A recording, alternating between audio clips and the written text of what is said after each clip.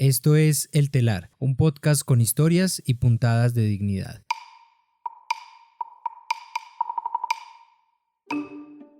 En este episodio conocerán a una mujer muy poderosa, a quien obligaron a vivir en otro continente, desde donde nos habla sobre cómo quieren callarla. ¿Qué sería de Colombia sin mujeres como ella? Es que estoy también en un cambio de casa y tengo que ir a ver casa. No creas que acá también la vida es un poco... Todavía estoy adaptándome a tener menos cosas que hacer y... Entonces, bueno, esa es la cruda realidad de la vida aquí afuera, desterrada. Ella se llama Luz Estela Romero, nació en Baranoa Atlántico, en la costa norte de Colombia, pero antes de que la desterraran, como dice, vivía en Barranquilla. Ahora nos habla desde alguna ciudad de España que ella prefiere no identificar. Allí, en ese país ubicado a más de 8.000 kilómetros del suyo, diariamente intenta construir una nueva cotidianidad. Ay, ¿cómo es la vida acá? Bueno, ¿qué te digo? Digamos, tengo 3 meses de estar acá. Es un poco, para mí todavía es como una doble vida, porque sigo manteniendo mi lazo, por supuesto familiar, pero también organizativo. El trabajo, sigo trabajando en la distancia, los temas que trabajo desde la organización. Luz Estela es fundadora de la Asociación de Mujeres al Derecho, un colectivo de carácter feminista que trabaja hace 18 años en favor de que las niñas y mujeres del campo colombiano se les garanticen sus derechos humanos y en especial el derecho al acceso a la tierra. Como lo dice, ahora lleva casi una doble vida, vinculada aún a los temas agrarios y de género en Colombia y por supuesto tengo una vida de inicio, una vida acá de tránsito. Estoy en el programa de protección a defensoras y defensores de Amnistía Internacional. No es una decisión fuera de mi país, una vida que no decidí porque quise hacerlo, me obligaron a decidirlo. Así es, a Luz Estela la obligaron a dejar su casa, parte de su familia, sus compañeras y su trabajo. Pero para entender cómo la llevaron a tomar esa decisión, hay que conocer su historia, porque esta mujer ha sabido resistir a la violencia. Como ya les decíamos, Luz Estela nació en Baranoa Atlántico, un pequeño pueblo del norte de Colombia, ubicado a un poco más de 30 kilómetros de la ciudad de Barranquilla. Nací ahí, pero mi infancia transcurrió en el Magdalena, en Santa Marta. Desde muy pequeña, mis padres eran comerciantes y tenían negocio, pues se establecieron en zona turística de Santa Marta y nos llevaron desde muy pequeños para allá. Hija de padres comerciantes en una familia de 7 hermanos que habitaba la zona turística de Santa Marta, a Luz Estela se le prometía un futuro exitoso en el mundo de los negocios. Pero me gustaba el rol que ellos tenían de ser comerciantes, entonces también como que hay una cosa que sí que siempre, no sabía exactamente qué iba a hacer, pero había algo que yo sí tenía claro, que quería tener poder. Pero mientras todo parecía apuntar hacia una carrera próspera en el comercio, la vida de la familia de Luz Estela se vio interrumpida por primera vez por el conflicto armado en Santa Marta. Fue una cosa extraña. Mi padre venía había estado como, bueno, en la vida en Santa Marta, y más en el Rodero, en la parte de nosotros, es una vida como muy tranquila, todo el mundo anda caminando. Él estaba con sus amigos después de estar en los negocios y él va llegando a casa y unos hombres lo están esperando antes de llegar a casa y lo atacan horrible, lo torturaron, lo maltrataron todo.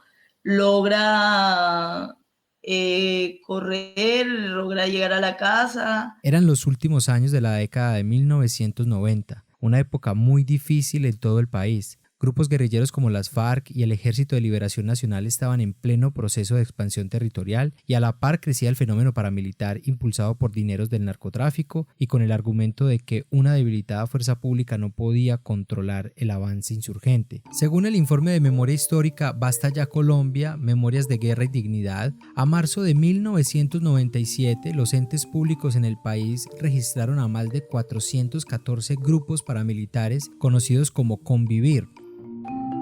Al terminar la secundaria, Luz Estela quería ocupar cargos de poder. Por eso se fue a estudiar en la Escuela Superior de Administración Pública, una institución universitaria reconocida por sus programas académicos en contaduría y finanzas y proyectada como la escuela de quienes administran el Estado colombiano. Allí supuso que estaría cerca de tomar decisiones importantes para su país. Aprendí un poco lo que es ser una tecnócrata. En la ESAP, en la escuela superior, llegué al tecnológico, al tecnólogo de la carrera, pero realmente no le veía que eso era lo que quería. Entonces cambió radicalmente de planes.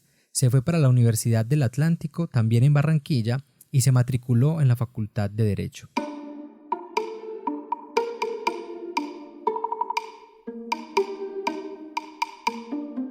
Luz Estela llegó a la Universidad del Atlántico en los primeros años de la década del 2000. En ese tiempo, ese campus, así como los de muchas otras universidades públicas, eran un escenario más en el que se expresaba la violencia del conflicto armado colombiano. Allí estaban presentes todos los actores de la guerra, las guerrillas, el Estado y los paramilitares. Estos últimos en particular, en menos de una década, entre 1996 y 2003, asesinaron a 8 profesores y 11 estudiantes.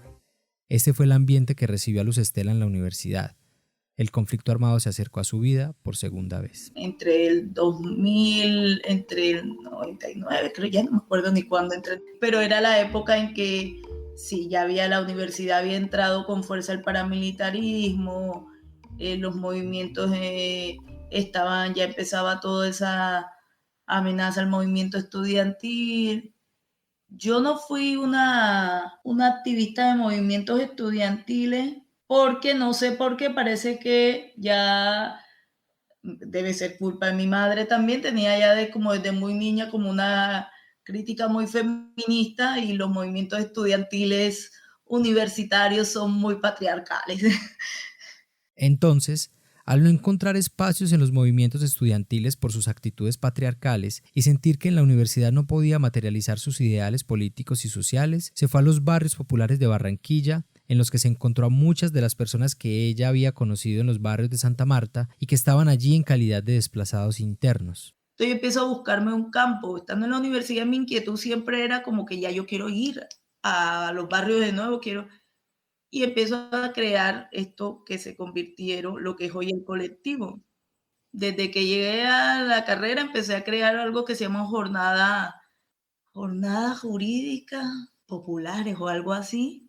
Y yo sabía que la universidad, como ya te digo, soy un poco inquieta con la lectura, sabía que la universidad antes tenían convenios que el consultorio jurídico se hacía en los barrios y eso se perdió. Esas jornadas jurídicas que empezaron en 2002, a las que se fueron sumando otras estudiantes y luego también profesores de la universidad, de a poco se convirtieron en la Asociación Colectivo Mujeres al Derecho, fundada un año después. Con el avance de sus investigaciones y a medida que conocía a más y más mujeres, aprendió que en el campo colombiano se repetía una injusta relación. Las mujeres son la población más despojada, pero a quienes menos se les restituyen sus derechos de propiedad. Pero en el transcurso de los años que venimos acompañando estos casos, vemos que hay algo más. Es la utilización de la figura de las mujeres pensándose que es mucho más fácil despojar. A ver, entran evidentemente los primeros despojadores vía armada, por ejemplo Magdalena, y en su mayoría quienes mueren son los hombres. Las mujeres salen sin documentos, sin conocer que eran propietarias. La mujer no tiene... Muchas de estas mujeres no tenían ni una visión de propiedad sobre la tierra, porque en el mundo rural desafortunadamente todavía está esa concepción de a que esté titulada a los dos o no esté titulada a los dos, al final quien decide por la tierra es el hombre y quien sabe de todo lo que pasa con la tierra y sus bienes, lo que produce o no produce, son los hombres. Entonces, nosotras empezamos a ver ese contraste de las mujeres no saber cómo defenderse. El trabajo de Luz Estela y sus compañeras, quienes empoderan a mujeres para que exijan sus derechos, le ha cambiado la vida a cerca de 2.000 personas en el Caribe colombiano. Es una labor silenciosa pero efectiva y cada vez acumulaba más y más logros hasta que el conflicto armado se acercó a la vida de Luz Estela por tercera vez y este fue un golpe mucho más certero. Vamos a una pausa y continuamos con esta historia. El telar, un podcast que se pregunta qué sería de Colombia sin la labor de quienes defienden los derechos humanos. Esta es una producción de Hacemos Memoria con el apoyo del Fondo Noruego para los Derechos Humanos y el programa Somos Defensores. La historia de Luz Estela es un caso más que demuestra que Colombia no es un país seguro para las mujeres. Un sistema patriarcal y un machismo arraigado en la sociedad favorecen escenarios en los que sus derechos son sistemáticamente vulnerados. En 2014, la Ruta Pacífica de las Mujeres, un movimiento social en el que están articuladas más de 300 organizaciones del país, dio a conocer el informe La verdad de las mujeres víctimas del conflicto armado en Colombia. Allí se dimensionan las situaciones que ya mencionamos. Escuchemos a Chima Pardo, quien es la coordinadora de proyectos de la Ruta Pacífica de las Mujeres. Nosotros hicimos una comisión de verdad en donde recogimos las voces de más de 1.200 mujeres de distintos territorios, en donde se evidenció que al menos que por cada mujer había sufrido al menos 5 acciones violatorias de sus derechos. Ante tal magnitud de violencias ejercidas contra las mujeres en Colombia, ellas han respondido con iniciativas de cuidado como las que ha emprendido Luz Estela en la costa Caribe. Según Chima Pardo, muchos de esos procesos iniciaron como actividades silenciosas, pero hoy son visibles porque las mujeres lideresas han ganado espacios en los que sustentan la necesidad de reconocer agendas de género.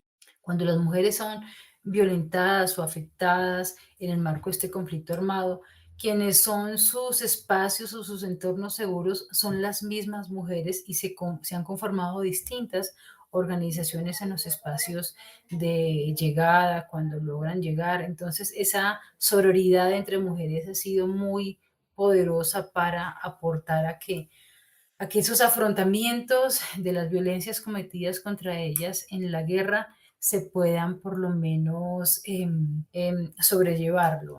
Lastimosamente, cuando las mujeres emprenden acciones con las que se posicionan como lideresas sociales o defensoras de derechos humanos, se ejercen contra ellas unas violencias particulares. Según el programa Somos Defensores, entre enero del 2013 y septiembre del 2021 se presentaron 1.779 agresiones contra mujeres defensoras de derechos humanos. En muchos casos, los ataques no están dirigidos contra ellas, sino contra sus familiares. Escuchemos a Diana María Salcedo López, directora de la Liga Internacional de Mujeres por la Paz y la Libertad, LIMPAL, quien da una explicación a esta situación.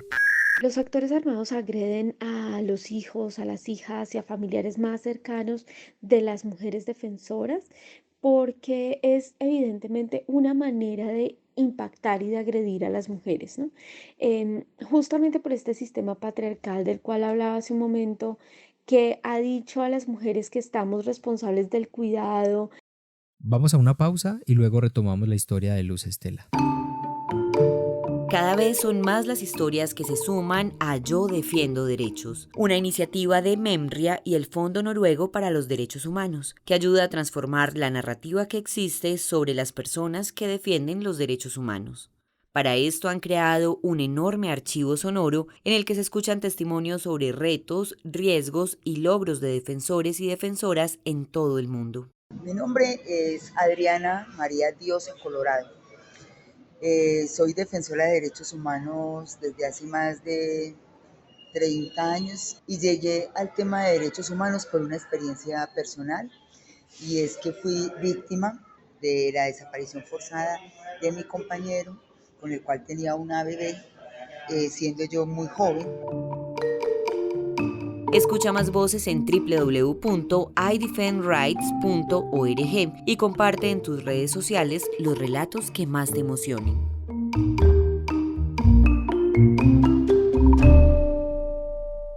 Estamos de regreso en El Telar. Hoy hemos conocido a Luz Estela Romero, una mujer que nació en una familia de comerciantes, creció en la exclusiva zona del Rodadero en Santa Marta Magdalena y que ha transformado su vida conforme a sus ideales feministas, a pesar de los impactos del conflicto armado. Después de casi 20 años trabajando con los derechos humanos, Luz Estela ha notado una constante en su labor. Nosotros hemos tenido unos climas de cuando la organización se visibiliza más, nos acompañan amenazas. Ya antes, en el 2014, desde el 2014 al 2016, tuvimos una fuerte arremetida de amenazas e intención incluso de entrar a nuestras oficinas. Y esto es muy común en otras organizaciones de derechos humanos. A medida que su impacto político y social crece, también avanzan las estrategias para hacerles callar.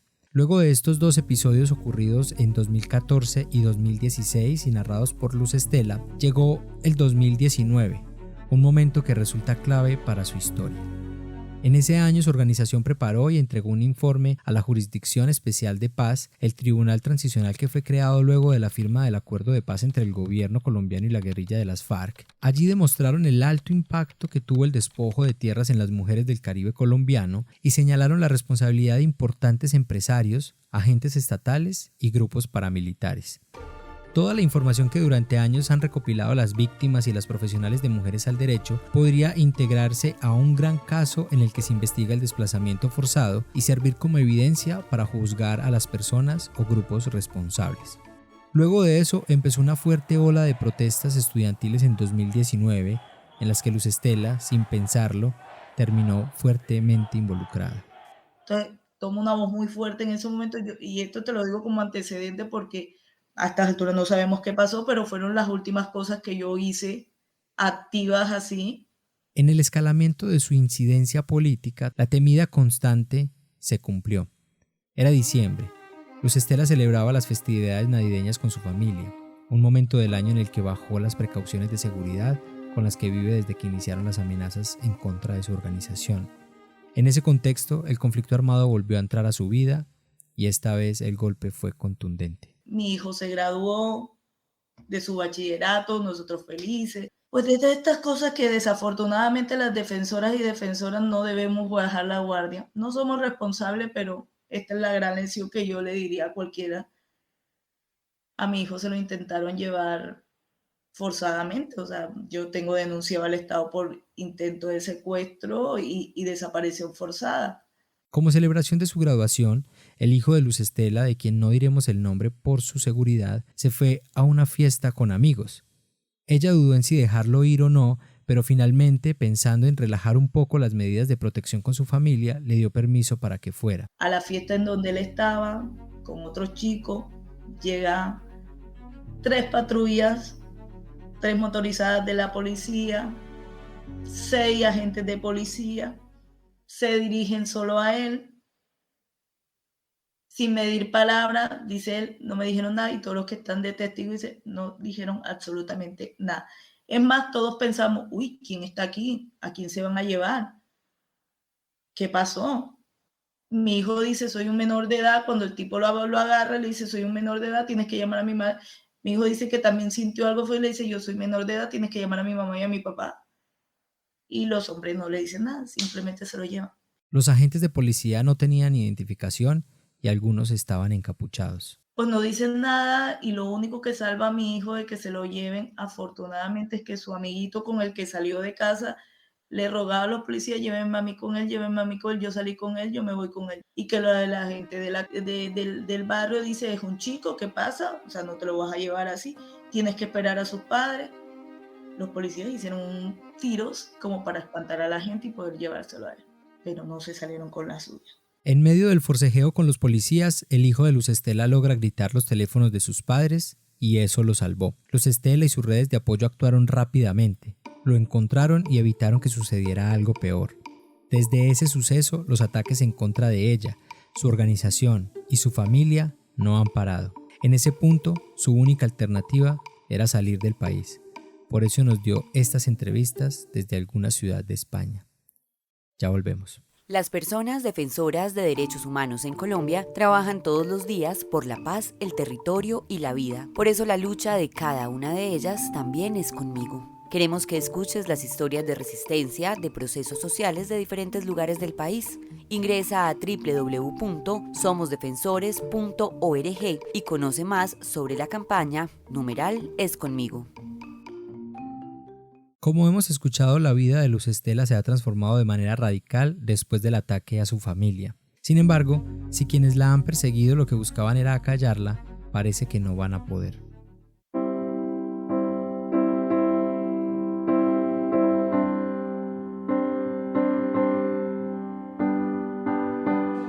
De la misma manera. Muy buena pregunta y mandar un mensaje, no. Ahora que voy a seguir y lo que ha ocurrido en el primer semestre del año ha sido bastante grave.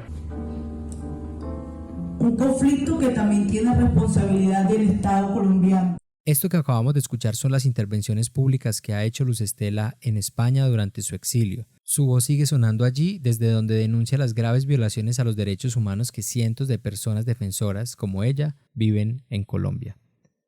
Antes de terminar, le preguntamos si ya tiene claro para qué soñaba con tener poder, y esto nos dijo. Ya sabemos el poder para qué, o sea, yo ya conseguí el poder que quería y era un poder para darle hoy, para hacer justicia, o sea, eso es lo que más me satisface. Este episodio del Telar fue producido y escrito por Esteban Tavera y Camilo Castañeda Arboleda. Julio César Caicedo Cano acompañó la investigación periodística. Daniela Sánchez estuvo a cargo de la realización sonora. La imagen de portada y la ilustración del episodio son de Laura Espina Montoya y Jenny Giraldo García hizo las locuciones. El Telar es un podcast producido por Hacemos Memoria con el apoyo del Fondo Noruego para los Derechos Humanos y el programa Somos Defensores.